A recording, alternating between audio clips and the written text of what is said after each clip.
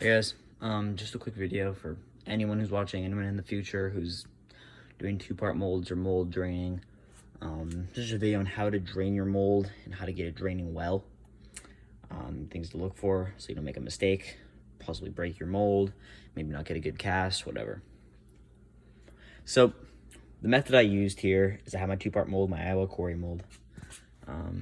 It says Iowa Quarry somewhere on the side over there. And there's a bloody goat right there.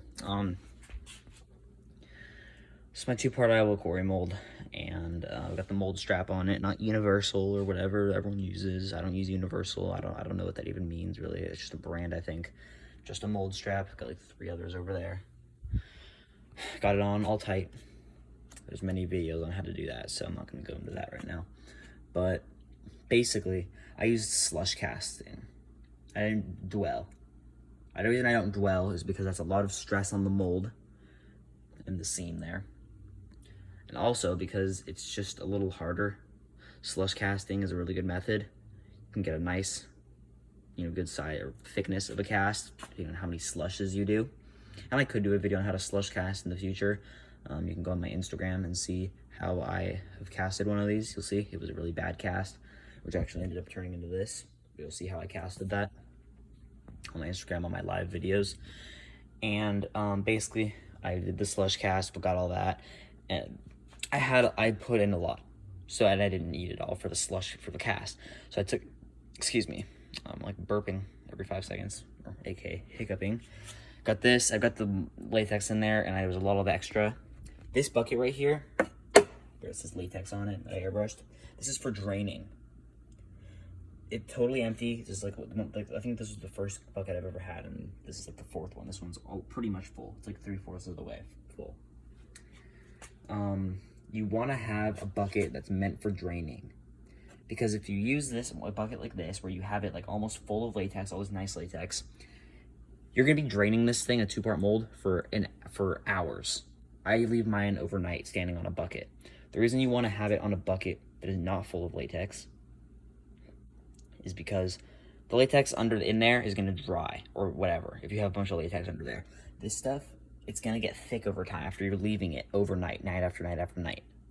So that's why you want to have a bucket meant for draining. Doesn't have to be a Monster Maker's. I just like this because it fits the size of my mold, and the way it kind of sits on there.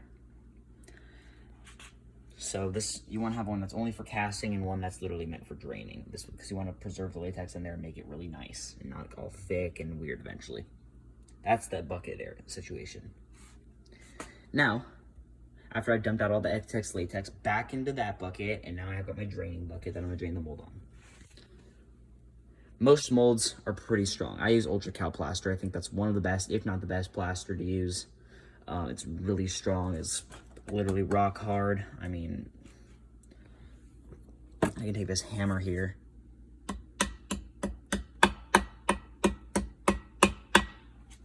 and I just made that small crack there. You obviously don't want to take a hammer to your mold, but I mean, I'm just showing you how strong it is. I mean, and you literally would need, like, force for that. Hopefully I didn't just mess up the mold there. I doubt I did. Yep, it's fine. You'll notice after you start draining, you'll get these grooves in the side from where your mold fits onto the bucket. You might hear a little crack, which is fine. You can see here, the mold is crooked on here. It's leaning that way. So basically, with these grooves, you want to make sure it's in there on the grooves right, but what you also want to make sure of is that it's not reliant on anything. And what I mean by that is I've got this big old toolbox right here, and I've got this wall of cardboard right here. As you can see, first of all, it's crooked. You want to make sure that if you're to pull your mold sideways, side to side, it's not going to move. Mine's good. It's not going to move side to side because of those grooves there and how strong it is. But then the next test is moving it back and forth. See, the bucket moves along with the or the mold moves along with the bucket. If I was to basically, let's see, I'm gonna just show you guys another angle here.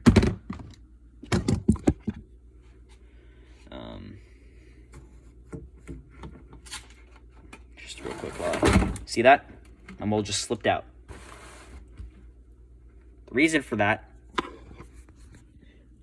was because it was reliant on this toolbox. Because look at this, it's tipping that way. That means it's not in one of the grooves right.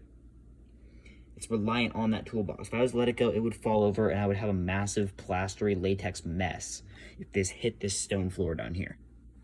You need to be so careful because you're not going to just drain this for 10 minutes. That's another cast tip for getting a good cast.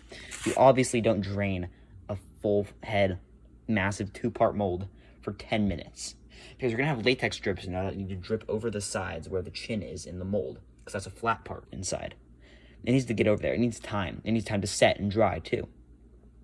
If you only drain it for 10 minutes and you flip it back over and you let it dry, you're going to get these long latex like strings and drips. Large drips sometimes are really thick spots because you drained your mold weird or you only drained it for 10 minutes. Now when it comes to half face molds, like for example down here I've got a volume 3 quarry mold, you can drain that for 10 to 20 minutes. Recommendedly 20, but 10 is fine too because it's such a small mold usually. So with this, you want to make sure that it's not relying on anything. As you can see here, I'm still holding this. I need to probably fix it. So what I'm going to do is take this paper towel on my hand here so I don't get it all messy so I can actually operate the camera. Pick it up, reposition it so that it's good. Now right here, this could fall. You see how far this is to this side of the bucket? You want it to be more centered. As you can see, it's still tipping just a bit there. So what I need to do is, it's probably a better angle, honestly. Take it, reposition it so that it's tilting more to this side. Here, see that? And now, if I look at it here, it's level, or about level. Not leaning super far to that side or to this side. It's pretty much level here. Now, you can also see, it's still kind of on that side. So we're gonna move it a little bit more towards the middle. Do that shake test again from side to side, back and forth. Make sure it's not rocking. As you can see, mine is rocking a bit, which really isn't that bad. But the reason it's kind of doing that is because there, it's basically fit into a groove, but this way, there's no groove for that to fit into on the rim of the bucket. So, I need to look around in here, inside the mold, for, a groove of some fashion. And if it's not totally on a groove, you know what? That's pretty much fine, to be honest. Actually, what I'm going to do here is flip this whole mold around so that I'm working with the other side. Because this side of my mold, excuse me. Yep. Not being very cautious there, to be honest. This side of my mold, as you'll see, is the side that has the grooves in it, or at least where you can see them. See that right there? And that over there? You can actually see the grooves more on this side, because this side, this is where the face is. It's a bit thinner. Oh, actually, no, wait, no, this is the back side, excuse me. This side is the thinner one. See that? This is very thick. So, it's a little tilted that way, to be honest. So what I'll just do is look at it, see where I need to reposition it. Right in there, it's good. It's right on the groove. But this side, not really. So move it that way a bit. And as we can see, fit right into a groove there, essentially, and in a groove real good there, and not crooked. It's also not dependent on this toolbox here. Now, a thing like this, a kind of wall, might be good for it to be good to have, or something like this here, because if it does fall a little bit one way or another, or this way, it still kind of has something to lean on. You just want, if I was to walk out into my garage right now, look at it, I should not see it leaning weirdly. You want to be able to trust this thing overnight while you're draining this and while it's, you know, really getting, you know, casted and whatnot. So that's how you want that to look. It's good. What I can do now is move this box here. It seems right on the edge here. I've learned to trust my molds after a while, but what I'm gonna do is just kind of move this box over a bit and tip my mold over again.